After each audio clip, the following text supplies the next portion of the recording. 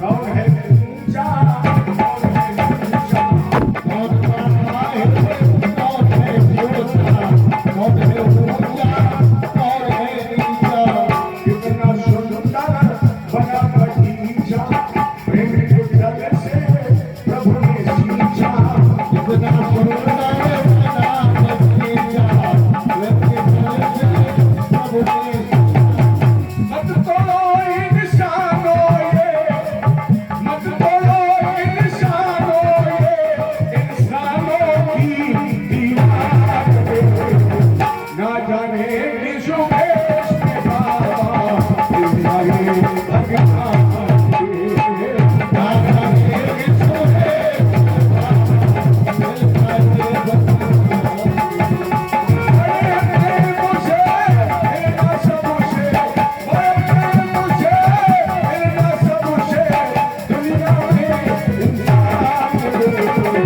ना जाने किस भेष में बाबा भगवान, ना जाने किस भेष में बाबा मिलाए भगवान, ना जाने किस भेष में बाबा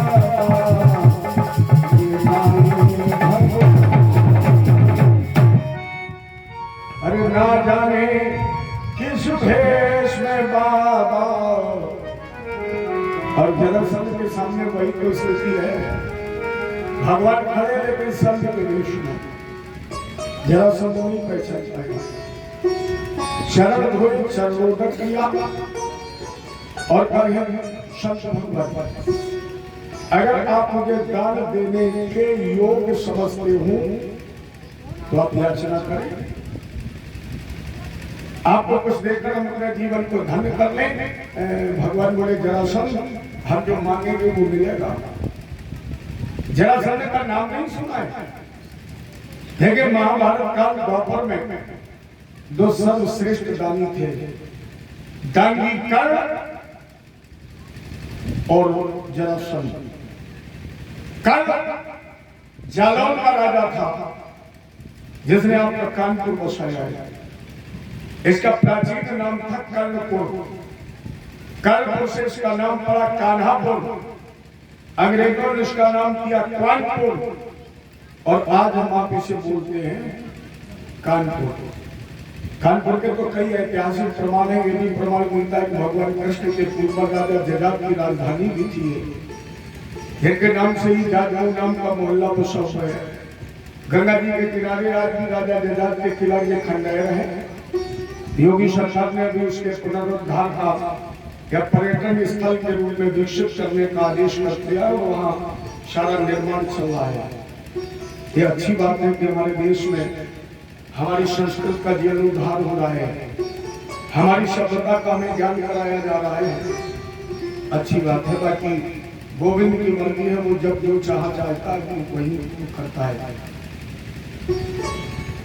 लेकिन दान कर और जरासंध के दान नहीं करता था, दानी कर्ण के दान में उदारता थी और जरासंध के दान में अभिमान था।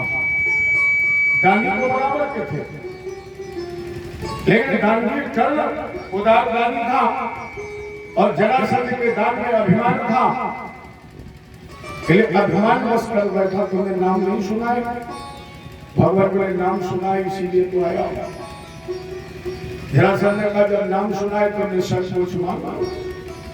भगवान बोले जरासंध युद्धम लो देहि राजेंद्र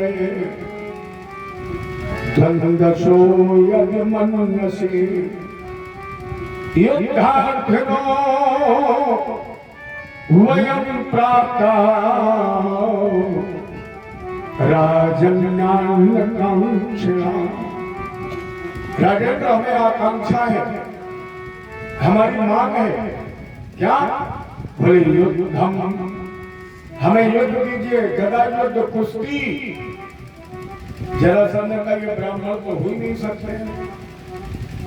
कभी अपने कहा जाता ब्राह्मण सीधी जात भला क्या लड़ना जानी, और कोई करे पाए लागन तो आशीष बखानी। ब्राह्मण लड़ना क्या जाने, ब्राह्मण। अरे एक बात है, आप लोग अर्थ अच्छा लगाना, ब्राह्मण हर जगह से मजबूत है, तन से, मन से, धन से, बल से, बुद्धि से, विवेक से।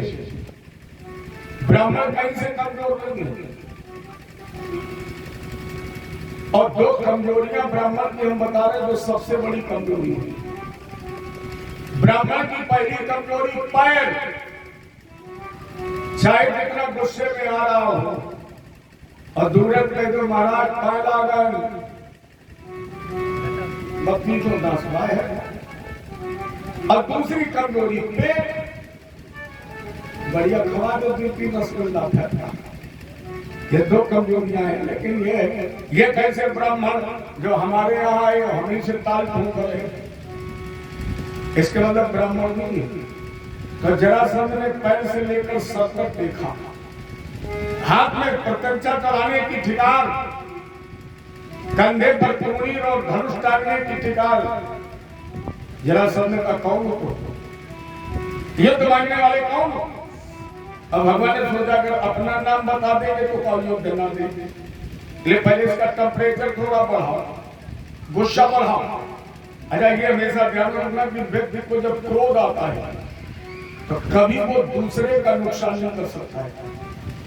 जब भी व्यक्ति को आवेश आएगा वो हमेशा अपना नुकसान करेगा। एक ने कहा महाराज जी हमें गुस्सा आएगा, आपने फलाने का मर्डर कर दिया। जिसका मर्डर हो गया नुकसान उसका नहीं हुआ, नुकसान तुम्हारा हो गया क्योंकि तुम जेल चले जाओगे, पत्नी तुम्हारी मारे मारे घूमेगी, बच्चे तुम्हारे भीख मांगेंगे और अंतर तो करता तुम्हें फांसी चढ़ जाएगी। तो अकेला मरा तूने तो पूरे घर को मार डाला, नुकसान नहीं। बोले महाराज जी हमें कितना गुस्सा है, पत्नी का डंडा मार दिया, हाथ टूट गया, मेरा नुकसान क्या हुआ? तुमने कहा प्लास्टर किसने चढ़वाया? उस समय तो तोड़ दिया हम, फिर प्लास्टर करवाओ, 3 महीना सेवा करो, खुदा रोटी बना कर खवाओ, कर नहीं तोड़ो, खुदा ही टूट जाओ तो ठीक है। क्रोध में व्यक्ति कभी दूसरे का नुकसान करता ही नहीं, हमेशा अपने करता है। ये भगवान का पहले गुस्सा बढ़ाओ।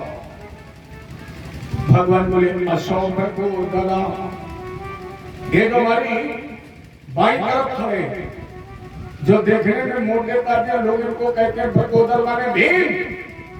जरासंध ने कहा हम तुमसे नाम पूछ रहे, तुम दूसरे का बता देते। अरे हम तुमसे पूछ रहे हैं, खुद से पूछ लेंगे तो बताओ तुम कौन हो? भगवान ने कहा इसके मतलब है तीर अंधेरे में चला लेकिन लगा बिल्कुल निशाने पर। क्योंकि अब जरासंध की आवाज बदल गई, माथे और भंगों पर बल पड़ गया, आंखों में लाल लाल डोरे पड़ गए। आवेश बोला तुम कौन हो? भगवान बोलेंगे जो हमारी दाहिनी तरफ खड़े हैं ये भीम के छोटे भैया, हमारी बुआ कुंती के लड़का। जरासंध का दुनिया की रिश्तेदारी बता रहा है, नाम नहीं बता रहा है। अरे बताओ तुम कौन हो? भगवान बोले भ्राता अर्जुनो हरियम। लोग इन्हें कहते पार्थ धनंजय कपूर श्वेतवादी अर्जुन। जरासंध का तेरी जीभ बहुत कैंची की तरह चलती है और नाम नहीं बता सकता, दुनिया का इतिहास बता रहा है। बोलो तुम कौन हो? भगवान बोले जरासंध सबसे बार तेरी 23 और खड़ी सेना का संहार करने वाला अर्जुन के मामा का बेटा वासुदेव। जरासंध ने कहा अरे भागोरे 18वीं बार वाली भूल गया, केवल 17 ही याद है, केवल 17 तक पढ़े। अरे 18 वाला भी पढ़ लेता कि समुद्र में घुस गए। और जरासंध का एक नियम है, जो जरासंध के सामने एक बार पीठ दिखा देता है जरासंध उससे युद्ध नहीं करता। इसलिए कृष्ण तुम बेकार, और जैसे कहा कृष्ण तुम बेकार तो भगवान ने पैर पुचकारे, बोले चलो इसी गर्मी में हम बचे। अब देखा अर्जुन की तरफ, अरे आज का जमाना होता तो जरासंध अर्जुन से ही कुश्ती मांग लेता, क्योंकि आजकल तो एक फैशन चल रहा है, कमजोर मिल जाए बेमतलब में 2-3 ठोक दे, कमजोर मिल जाए, कब बातों चीत न करे 2-3 उछल दे, और जोरदार मिल जाए और गद्दार। आज का फैशन ये है, लेकिन उस समय प्रतिद्वंदी बराबर का भूला जाता था। ले अर्जुन को देखा और जरासंध ने कहा अर्जुनो ना भवेति योधा। अर्जुन को योद्धा नहीं है, आप धनुष बाण का युद्ध मांगते हम मांग लेते, और तुम मांग रहे हो गदा युद्ध कुश्ती। भास्कर तुम्हें पता नहीं गदा का वजन 40 कुंटल है, और अगर हमने उठा करके भी रख दी तो अर्जुन को चूड़ की तरह पिस जाएंगे, तो इनका वजन 40 किलो और गदा वाली 40 कुंटल की, इसलिए अर्जुन तुम भी बेकार हो। और जैसे जरासंध ने कहा तुम भी बेकार, तो भगवान ने एक बार पैर पुचकारा के अंदर 15 पैर पुचकारा। बोले अगर भगवान बचा तो भक्त भी बचा। अब देखा भीम की तरफ, 2-3 बार भीम की तरफ देखा और जरासंध ने कहा भीम भीम अस्तुल्य बलोमंग, भीम हमारे बल में बराबर, अगर तुम चाहो तो लड़ लो। भीम ने कह दिया हमें तुम्हें मिले तो खड़े बोली थी, खड़े बोले लड़ जा। बड़ा तो भीम और जरासंध की कुश्ती चल रही। जाने देखना कितना दर्द होता था। इस युद्ध का निर्णय 27 दिन नहीं हुआ। 27 दिन यह युद्ध अनिर्णीत रहा। प्यारे, अगर आपका दुश्मन 27 मिनट में रात के 12 बजे तुम्हें तुम्हारे आंगन में मिल जाए, 28 मिनट जिंदा बचेगा। 27 मिनट में खोपड़ी अलग, पाए अलग, आंगन में चूल्हा खुल गया, उसे में गल गया, बोले अब रोटी और बना लूंगा। 27 मिनट में ही लोग ऐसे काट देंगे जैसे चकबंदी में लेखपाल चक काटता है। एक विश्वा ये ना बाटी उड़ान चक भर दिया तो कब पहुंचा दे 2 किलोमीटर। ऐसे लोग काट देंगे। पैर तालाब में मिलेंगे, खोपड़ी कुहराया में मिलेगी और हाथ मुंगीसापुर में मिलेंगे। लेकिन राजा उस समय का धर्म तो देखिए, भगवान कृष्ण के अर्जुन के रहने के, खाने के, सोने की व्यवस्था अलग और जरासंध भीम के रहने, खाने, सोने की व्यवस्था एक साथ। दोनों एक साथ कमरे में सोते हैं, दोनों एक साथ जागते हैं, दोनों एक साथ नहाते हैं, दोनों एक साथ भोजन करते हैं। अब भोजन करने के बाद पहुंचते थे जब अखाड़े में, तो दोनों वीर कहते थे या तो रहेगा भीम या फिर बचेगा जरासंध। लेकिन जब सूर्यास्त हो जाता था तो दोनों वीर गदा रख लेते थे, एक दूसरे को गले लगा लेते थे। ये धर्म युद्ध था भारत का। भोजन करने के बाद जब भीमसेन कक्ष में लेटते थे तो जरासंध मालिश करता था, पीठ दबाता था, पैर दबाता था, हाथ पैर दबा करके पूछता था भीम कहीं तुम्हें चोट तो नहीं लग गई, भीम कहीं दर्द तो नहीं हो रहा है। और जैसे सुबह नाश्ता हुआ, बोले अब चलो देखते हैं। 27वीं रात है, आज भगवान करवट बदल रहे। अर्जुन का नींद नहीं आ रही। भगवान बोले हमसे पूछो तुम्हें आ रही है। अर्जुन बोले हमें कैसे आएगी? क्योंकि मेरे भैया भीम के तो प्राण संकट में है। भैया आप तुम सो आराम से, कृष्ण तुम सो जाओ। अरे वासुदेव, आज तक मेरे भैया भीम ने कभी युद्ध में शब्द नहीं चुकाया है। आज तक मेरा भैया भीम युद्ध भूमि से जब लौटता तो कभी पीछे मुड़ करके नहीं देखता था। आज आप देख रहे थे भीम जब जरासंध के सामने साथ जा रहे तो भीम का सर झुका हुआ था। बार बार वो मेरी तरफ मुड़ कर देख रहे थे। ऐसा लग रहा है कि मेरा भैया भीम थक गया है। ये बताइए युद्ध का भविष्य क्या है? भगवान मुस्कुराए और बोले अर्जुन भविष्य कोई जानता नहीं है। भविष्य की गर्त में छुपा है। एक सेकंड के बाद क्या होगा किसी को पता है? हम आप भविष्य के प्रति तैयार तो रह सकते हैं, भविष्य के प्रति सतर्क रह सकते हैं, भविष्य के प्रति तैयारी कर सकते हैं, लेकिन ये घट ही जाएगा क्या ये निश्चित है? ये अभी तक जो हुआ वो देखा है, जो हो रहा है उसे देखो, और जो होगा वो देखना पड़ेगा, कर कुछ नहीं पाओगे। यही बात हो रही थी। तब तक भीम ने देखा जरासंध सो रहा। भीम चुपचाप उठे और दबे पांव कन्हैया के कमरे की तरफ चले। भगवान को पदचाप सुनाई पड़ी। बोले अर्जुन चादर से मुंह ढक लो, हमें लग रहा कोई आ रहा है, बोलना नहीं। भक्त को भगवान ने चादर से मुंह ढक लिया। भीम कमरे में पहुंचे। आवाज में श्याम नहीं बोले, मदन मोहन भगवान फिर भी नहीं बोले, केशव भगवान फिर भी नहीं बोले। भीम ने कहा तुम क्यों बोलोगे? तुम तो अर्जुन के बड़े बड़े साथ में खीर खाई रहे। हमारी टूट गई हड्डी हड्डी, हो गई भैया युधिष्ठिर की दिग्विजय, हो गया राजसूय यज्ञ, हम चले वापस। अब कन्हैया ने सोचा अगर हम ना बोले तो कब भीम भाग जाए। ये भगवान ने आवाज लगाई, कौन हो तुम? भीम ने कहा अच्छा 75 बार बुलाया तब बोले नहीं। अब बोले तब इतनी तेज आवाज में, कन्हैया धीरे से बोलो नहीं तो जरासंध जाग जाएगा। भगवान बोले जब जरासंध से डर लगता है तो फिर यहाँ लेने क्या आया है? जाओ भीम लौट जाओ, कल हम तुम्हें अखाड़े में मिलेंगे। भीम ने कहा अखाड़े में हमको हमारे तुम्हें भाई धूरो नहीं मिली। कन्हैया बोले नाक कटाओगे? भीम ने कहा हमने भाई नाक देखे का मैं प्राण देखे, तुम्हें नाक की पड़ी है प्राण की पड़ी। भीम रो पड़े और बोले नाशक तो हम जरासंधम निर्दय माधो माधो से अंदर शक्ति ली गई जो कलम जरासंध के सामने ठहर सके, लड़ सके, नहीं लड़ सकता। भगवान बोले मेरे पास आओ। और जैसे भगवान के पास भीम पहुंचे, हमारे कन्हैया जी ने पीठ पर हाथ रखा। अरे बताओ इससे अच्छा कोई डॉक्टर हो सकता है? सारी मर्म की दवा यही तो है, दैहिक दैविक भौतिक तापा। और जैसे भगवान ने पीठ पर हाथ रखा, अब बोले भीम अब कैसा लग रहा है? भूम बोले कन्हैया अब सारी बीमारी खत्म। कन्हैया बोले बीमारी खत्म हो गई तो कल लो। भीम ने कह देखो डॉक्टर कह दे कि मरीज की बीमारी खत्म, तो परिवार वाले का दायित्व बनता है अस्पताल में जितनी जल्दी डिस्चार्ज करा लो। हमारी सारी बीमारी खत्म हो गई ठाकुर जी, अब तुम हमें डिस्चार्ज कराओ, अस्पताल से छुट्टी करो, लो चलो हो गई है। कन्हैया बोले नहीं लो भीम, कल युद्ध का फैसला हो जाएगा, मेरी तरफ देखना, तुम्हें एक गांव बताएंगे। भीम ने कहा फिर पागल बताए, वहां गांव बताओगे?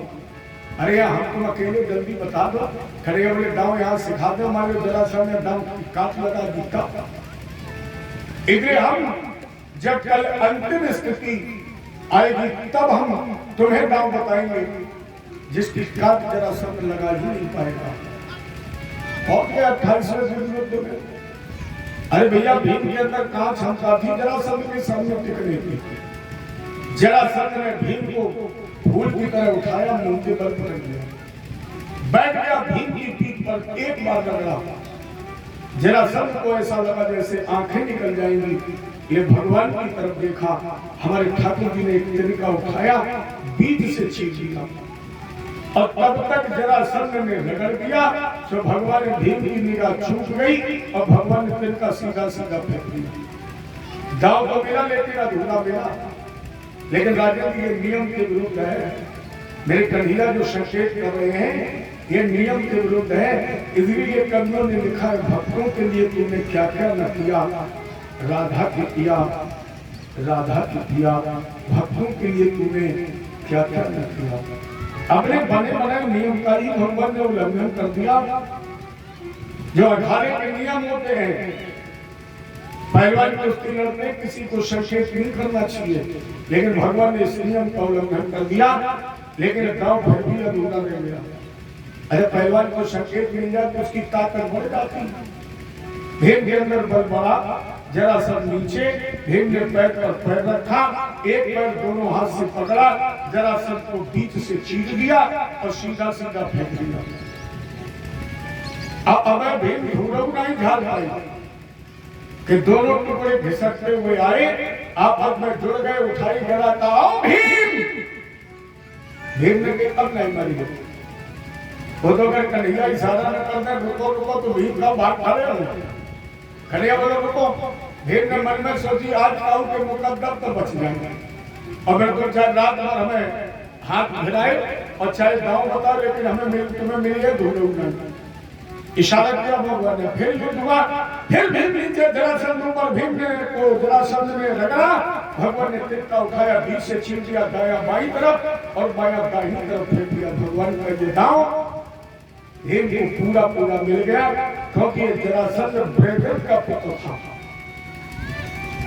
ब्रह्म जब निसंतान थे, संत के प्रसाद माने फल, इन्होंने आधा आधा काटकर दोनों पत्नियों को दे दिया। ये आधे आधे पुत्र का जन्म हुआ, लेकिन इनकी एक कुल देवी थी जिसका नाम था जरा।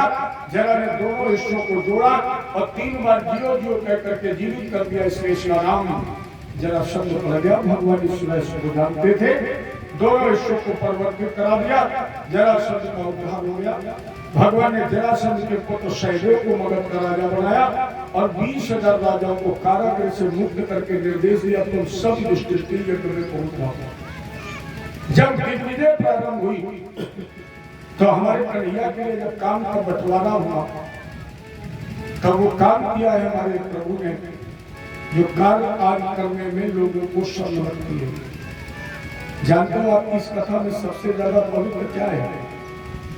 जितने श्रोता यहाँ बैठे हुए हैं इनके चरणों की धूल। क्यों?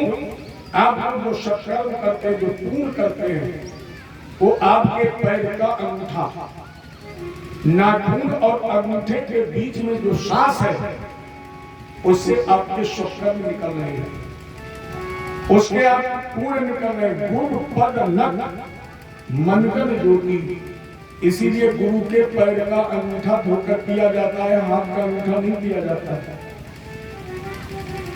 ये कहा जा सकता है आपके शरीर में अगर सबसे ज्यादा कुछ पवित्र है तो आपके पैर का अंगूठा, और इसके बाद ज्यादा पवित्र क्या है?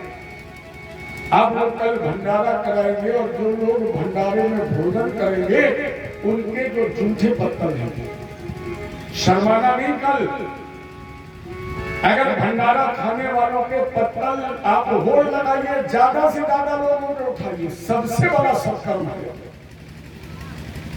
ले भगवान ने क्या किया? पत्तले उठाना, पद धोना, और केशव ने अंगीकार किया।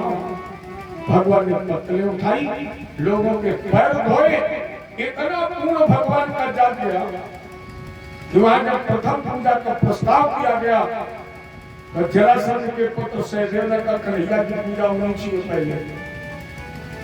अजय से भगवान कृष्ण के नाम का प्रस्ताव रखा तो वहीं पर भगवान कृष्ण की बुआ का पुत्र शिशुपाल बैठा था। देखो आज नहीं, ये प्राचीन परंपरा है कि हमेशा विरोध लोगों ने, अपने लोगों ने ही दिया है। कोई भी क्या करे, विरोध हमेशा अपने का, अपनों ने ही किया है, बाहरी कभी विरोध नहीं करता है।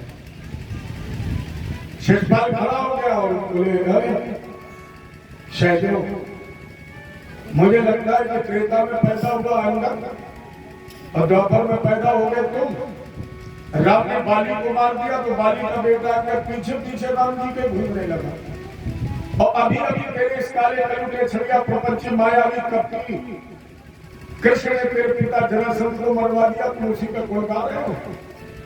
लेकिन फिर जहां पर भीष्म जैसे इच्छा भक्त के वरदानी, कृपाचार्य अश्वत्थामा जैसा चिरंजीवी ब्राह्मण, द्रोणाचार्य जैसा धर्मधर और मेरे जैसा वीर मौजूद हो, वहां पे उसकी गवैया चैया का पूजन होगा, गौएं चराने वाले ग्वाले का पूजन होगा। अलग भगवान खड़े हुए और समझाया शिशुपाल तुम्हें तो प्रसन्न होना चाहिए, क्योंकि अब तुम्हारे मामा के लड़के हैं, तुम्हारे भाई हैं, तुम्हें प्रसन्न होना चाहिए। शिशुपाल ने कहा तब ये रिश्ता नहीं था जब हम रुक्मिणी के साथ विवाह करने के लिए बारात लेकर के वो बेटा रुक्मिणी को तुम हरण कर लेंगे, तब हम रिश्तेदार नहीं थे। और आज जब तुम शिशुपाल के भीड़ में फंस गए तब तुम्हें रिश्ता याद आ रहा है।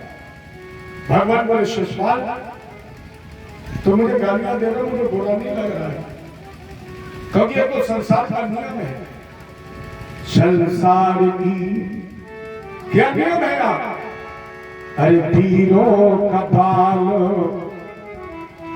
न पाका हुआ, निर्बल ही सदैव से सताए गए। पागप न थे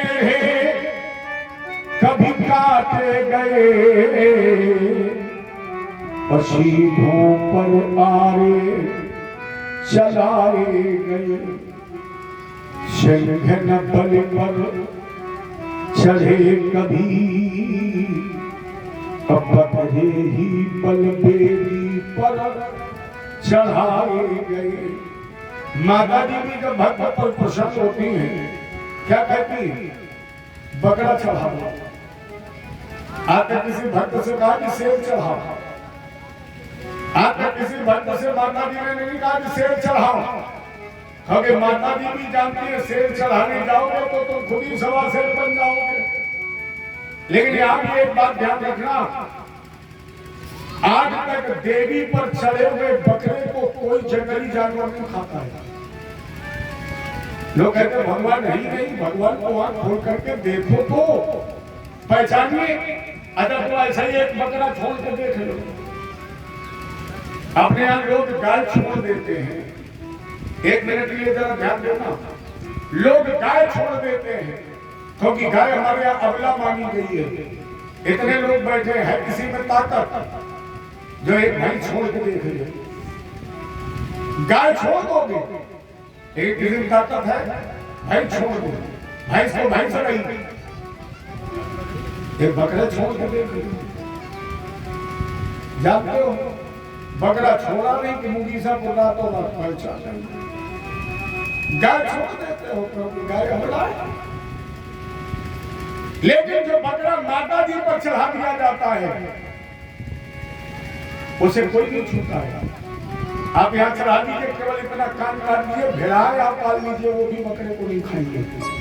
ये माता जी की ताकत है, शक्ति है। पहचान करके तो देखिए, सिंह न पल पल चढ़े कभी, और पकड़े ही पल बेदी पर चढ़ाए गए, विषधर को दूध पिलाया गया, और किचुआ कटिया में फंसाए गए। शब्द किचुआ में कोई अंतर है? देखने में कैसा लगता है? शब्द निकला बोले दूध पिया, और किचुआ मिल जाता, बच्चे पकड़ के बीच से तोड़ गए। इन पीरों का बाल नमाका हुआ,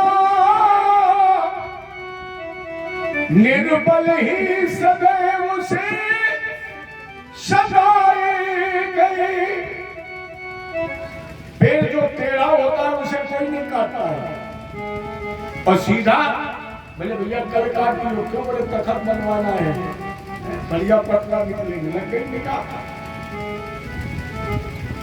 इन्हें कहा ठहरे हम गौ में चराने वाले ग्वाले, अरे हम वीरता करना क्या जाने, शिषपाल वीर जो तुम हो। लेकिन शिषपाल ने फिर कहा, अरे कृष्ण तूने मुझे कल समझ लिया है, तुमने मुझे पुतना शक्रासुर तनावर्त व्योमासुर या जरासंध समझाया, लोग मुझे दंभोज पुत्र चेद सम्राट शिषपाल कहते, भगवान बोले अकल क्यों रहे हो? जब हम पहले कह चुके हैं कि हम गौ में चराने वाले ग्वाले हैं, गंवार हैं, हम लड़ना युद्ध करना क्या करें, फिर भी तुम क्यों कर रहे हो? और शिषपाल अगर कर रहे तो फिर सुनो, सावधान। अब एक ही शब्द आगे मत बोल देना। जरासंध फिर बहुत जोर से ज्यादा बोले, कीर्तन भक्ति और किसी को देना, 100 गालियां पूरी कर गया। और जैसे 100 गालियां पूरी हुई, भगवान बोले शिषपाल अब तुम अपनी जीवन रेखा पर खड़े हो। एक भी शब्द अगर बोल दिया तो बुआ का वचन पूर्ण हो जाएगा, और हम तुम्हारे जैसे वीर भाई को मारने के विवश हो जाएंगे। लेकिन शिषपाल फिर भी नहीं माना। और जैसे भगवान को 100 के बाद पहली गाली दी, भगवान को क्रोध आ गया, और यज्ञ के आचार्य के सामने जो पूजन की थाली रखी थी, भगवान ने वही पूजन की थाली उठाई और शिषपाल की तरफ फेंक दी। और जैसे भगवान के हाथ से वो पूजन की थाली निकली तो अपने आप को चक्र का स्वरूप बन गई, और चक्रेण छोड़धारेण, उस थाली में एक चक्र जैसी धार आ गई, और शिषपाल का शव धड़ से अलग हो गया, ज्योति निकली, भगवान के रूप में प्रवेश कर गई। हरि द्वारपाल हरि के प्रिय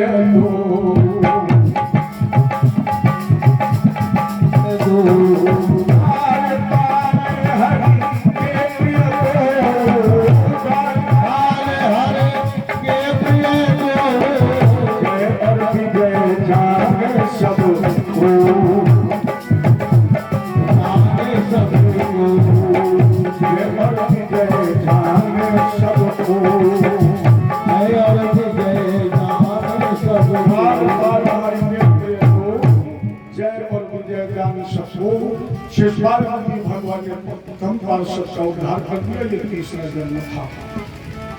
भगवान कृष्ण का यहाँ प्रथम पूजन हुआ, इसी युधिष्ठिर के राजसूय यज्ञ में द्रौपदी के द्वारा बगैर तोले बगैर परखे एक बात बोल दिया गया दुर्योधन के लिए, अंधों के अंधे होते हैं। यही एक बात कथा जिसने महाभारत युद्ध की नींव रख दी थी। राजेंद्र, इस संसार में स्त्री और नारी मामा, स्त्री और मामा दो ऐसे रिश्ते हैं जहां युद्ध न होता हो वहां ये महाविनाश करा सकते। स्त्री और मामा जहां जहां इनका अग्रिम कदम रखा गया वह विनाश हुआ है। जैसे स्त्री, अगर सीता ना होती हरण किसका होता?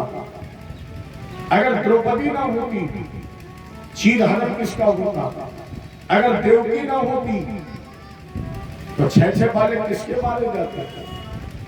और कलयुग में जितने भी युद्ध हो रहे हैं उनमें समय नारी की ही तो भूमिका है। मामा अगर मारीच ना होता सोने का मृत कौन बनता? अगर मामा शकुन ना होता तो कपट के पासे कौन फेंकता? अगर मामा कंस ना होता कौन बालकों की हत्या करता? कलयुग में अगर मामा माही ना होता भलाया ना, चाहे भुजरियन की लड़ाई हो, चाहे मानव का गौना हो, चाहे इंदल हरण हो, सब में मामा की तो भूमिका है। और 10-15 साल से अपने गांव में एक मामा और पैदा हो गया है। सचा सब जानते हो कहाँ? गेहूं के खेत में है। और जब गेहूं के खेत में मामा हुई जा रामायण वाली खेत तो गेहूं घर में पहुंचे। माने मामा और नारी की भूमिका है। और आज की माता ज्यादा बताने की आवश्यकता इसलिए नहीं है कि कानून ज्यादा बोलने की इजाजत नहीं देता है, हम आप सभी कानून से बने हैं। लेकिन इतना संकेत तो किया ही जा सकता है कि एक बार द्रौपदी का सर खुला, महाभारत का युद्ध हो गया। एक बार द्रौपदी का सर खुला, महाभारत का युद्ध हो गया। और हर घर में हर महिला सर खोले घूम रही है। ये भारत में एक महाभारत नहीं, यार हर आंगन में महाभारत होता है, हर आंगन में होता है। एक बार आप लोग नाराज मत हो जाना, और आज आप लोग नाराज हो जाओगे तो भी हमें कोई दिक्कत नहीं है, क्योंकि हम लोग भी रात में चले जाएंगे। नाराज हो जाओगे तो ज्यादा भंडारा नहीं खाने आओगे तो हमारा क्या नुकसान होगा? तो चले जाएंगे। लेकिन हम जानते हैं आप लोग बहुत बुद्धिमान हैं। और हमने तो शायद परसों भी कहा था कि इस गांव के पुरुष इतने अच्छे नहीं हैं। देखो मुझे डर नहीं लगता, मैं निर्भय होकर बोलता हूँ, इतने अच्छे यहाँ के पुरुष नहीं हैं जितनी अच्छी यहाँ की माताएं हैं। मुझे इस बात की खुशी है कि इतनी माताओं के बैठने के बाद भी हमें एक बार किसी से यह कहना नहीं पड़ा कि माता जी शांति से बैठिए।